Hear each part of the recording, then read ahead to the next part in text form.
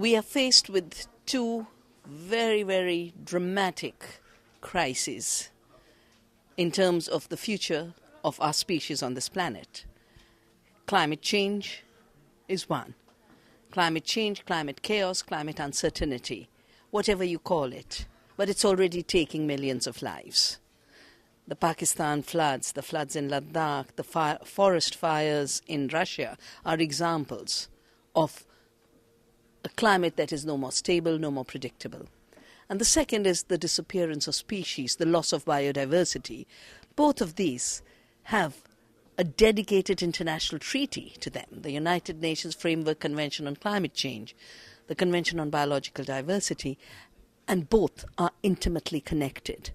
A system of agriculture that's based on fossil fuels is very intensely implicated in climate instability. 40% of all greenhouse gases come from an industrialized, globalized system of agriculture.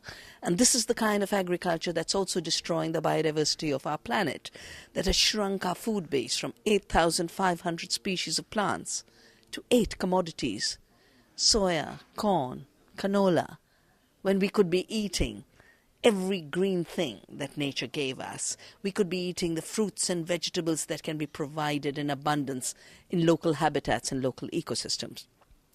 But an agriculture that destroys biodiversity also destroys our climate insurance, because there's only one way we can face climate change, and that is through diversity. If you don't know what the weather will be, diversity is your insurance.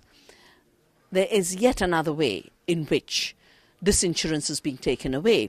The very companies that have been pushing genetically engineered organisms, destroying the biodiversity, pushing farmers to suicide in India, 200,000 farmers have been forced to take their lives because of the debt that GMOs and patenting have pushed them into.